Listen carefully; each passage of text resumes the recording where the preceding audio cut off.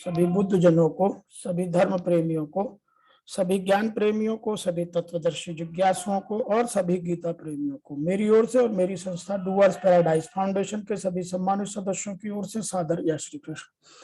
आज हम वर्तमान युग में आध्यात्मिक चिंतन की श्रृंखला के तहत गीता के 10वें अध्याय के श्लोक संख्या 16 की व्याख्या कर रहे हैं। 15वें में भगवान को अर्जुन द्वारा भगवान के प्रभाव का वर्णन सुनाया गया। उसी को आगे कहते हुए अर्जुन भगवान की विभूतियों को जानने के लिए अपनी इच्छा प्रकट कर रहे हैं। तो अर्जुन ने यहाँ स्पष्ट से भगवान से विनय की है, प्रार्थना की है। वो क्या प्रार्थना है, ऋषि वेद व्यास जी ने उसको लिखा है। वक्तुम अहर्षि अशेषेण दिव्या ही आत्म विभूतयः या भी विभूति भी लोकान इमान त्वं व्याप्य तिष्ठसि। अर्जुन कह रहे हैं कि आप जिन विभूतियों से आप इन लोकों को व्याप्त करके स्थित हैं, उन अपनी सभ्य विभूतियों का संपूर्णता से वर्णन कीजिए और यह वर्णन करने में केवल आप ही समर्थ हैं। इसको सीधी सरल भाषा में कहा जाए कि अर्जुन कह रहे हैं कि हे कृष्ण, आप ही उन दिन विभूतियों को संपूर्णता से कहने में समर्थ हैं जिन विभूतियों द्वारा आप इन लोगों को व्याप्त करके स्थित हैं। In English, thou should indeed tell without reserve of thy divine glories, by which glories thou remains pervading all these words. Some people are describing in a different manner whatever divine powers you use to pervade these words. You alone are capable of relating to me in detail those self-resplendent divine powers. और इसकी व्याख्या थोड़ी सी स्पष्टता के लिए कर दें। अर्जुन भगवान से कहते हैं कि आप स्वयं ही अपने आप को जानते हैं, इसलिए अपनी संपूर्ण विभूतियों का वर्णन आप कर सकते हैं, दूसरा कोई नहीं कर सकता, कोई दूसरा आपको जानता ही नहीं है। अतः आप अपनी विलक्षण विभूतियों को विस्तार पूर्वक संपूर्णता से कहिए, जिससे मेरी आप में अविचल भक्ति हो जाए, जिसमें कोई बाद में किसी तरह की हलचल या कोई अन्य विराम आने की संभावना ना रह जाए। इसको यदि आध्यात्म की दृष्टि से और देखा जाए तो यहां स्पष्टतः कह रहे हैं, जिसको आपको समझना पड़ेगा, या भी विभूति लोकान इमान त्वं व्याप्य तिष्ठसि। भगवान ने पहले 7वें श्लोक में यह बात कही थी कि जो मनुष्य मेरी विभूतियों और योग को तत्व से जानता है, उसका मेरे साथ अटल भक्ति योग हो जाता है। यह बात भगवान ने जिज्ञासु अर्जुन से और हम सब जिज्ञासुओं से कही। हम सब जिज्ञासु हैं, तो अर्जुन ने यह प्रश्न अपने लिए और हम सब जिज्ञासुओं के लिए कहा। उसका मेरे में अटल योग हो जाता है। उसे सुनने पर अर्जुन के मन में आया कि भगवान में दृढ़ भक्ति हमेशा यह बहुत सुगम और श्रेष्ठ उपाय है, क्योंकि भगवान की विभूतियों को और योग को तत्व से जानने पर मनुष्य का मन भगवान की तरफ ही स्वाभाविक खिंच जाता है और भगवान में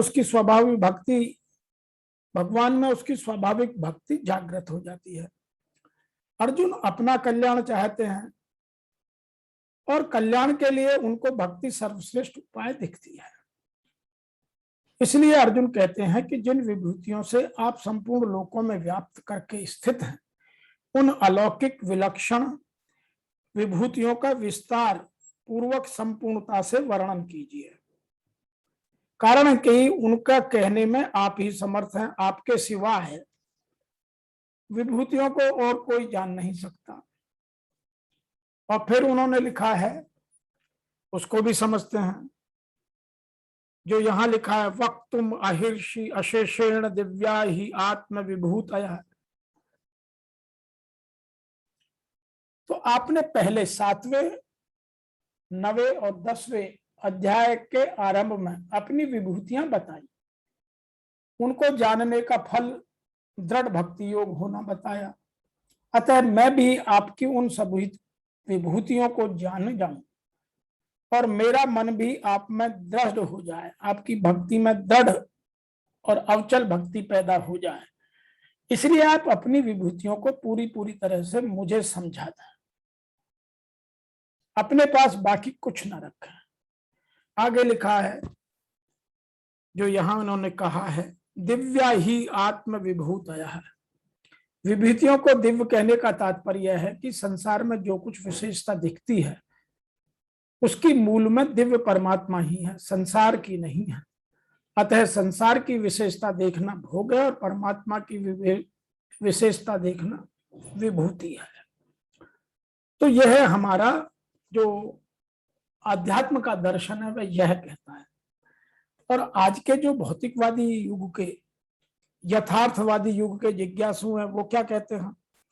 वो इस श्लोक की व्याख्या ऐसे करते हैं कि आप ही अपनी उन दिव्य विभूतियों को संपूर्ण रूप से लेश मात्र भी शेष न रखकर, अपने पास बाकी न रखकर कहने में सक्षम हैं, जिन विभूतियों द्वारा आप इन सब लोगों को व्याप्त करके और स्थित हैं।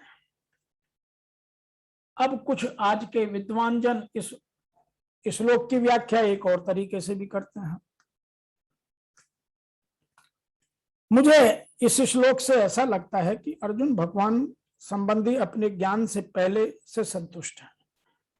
कृष्ण कृपा से अर्जुन को व्यक्तिगत अनुभव, बुद्धि और ज्ञान और मनुष्य से इन साधनों से जो कुछ भी प्राप्त हो सकता है वह सब प्राप्त है, तथा उसने कृष्ण को इन साधनों से जो कुछ प्राप्त हो सकता था वह प्राप्त है, और वह भगवान के रूप में कृष्ण को मानता है। उसे किसी प्रकार का संशय अब नहीं रहा है और वह कृष्ण से अपनी सर्वव्यापकता की व्याख्या करने के लिए अनुरोध करता है। सामान्यतः जन तथा विशेष रूप से निर्विशेषवादी भगवान की सर्वव्यापकता के विषय में अधिक विचारशील रहते हैं। अतः अर्जुन भगवान श्री कृष्ण से पूछता है कि आप अपनी विभिन्न शक्तियों द्वारा किस प्रकार सर्वव्यापी रूप में विद्यमान रहते हैं। हमें यह जानना चाहिए कि अर्जुन यह प्रश्न सामान्य लोगों के हित में, अर्थात हम सब जिज्ञासुओं के हित में पूछ रहा है। तो यह अर्जुन ने हम सब की ओर से, जितने भी हम जिज्ञासु हैं उन सब की ओर से प्रश्न किया। और आगे समझते हैं कि भगवान श्री कृष्ण इन सब प्रश्नों का, अर्जुन अभी एक प्रश्न और करेंगे, इन सब प्रश्नों का क्या उत्तर देंगे वो आगे के श्लोकों में देखेंगे। आज के इस 16वें श्लोक की व्याख्या में इतना ही कि अर्जुन ने हम सब जिज्ञासुओं के लिए, हमारे कल्याण के लिए, हमारे ज्ञान को और बढ़ाने के लिए अपनी ओर से प्रश्न कर दिया कि आप ही अपनी उन दिव्य विभूतियों का संपूर्णता से कहने में समर्थ है, जिन विभूतियों द्वारा आप इन सब लोगों को व्याप्त करके स्थित हैं। तो सारे लोक और सारे लोकों में भगवान सर्वव्याप्त है। तो आप सभी को मेरी ओर से और मेरी संस्था के सभी सम्मानित सदस्यों की ओर से ओम नमो भगवते वासुदेवाय नमः।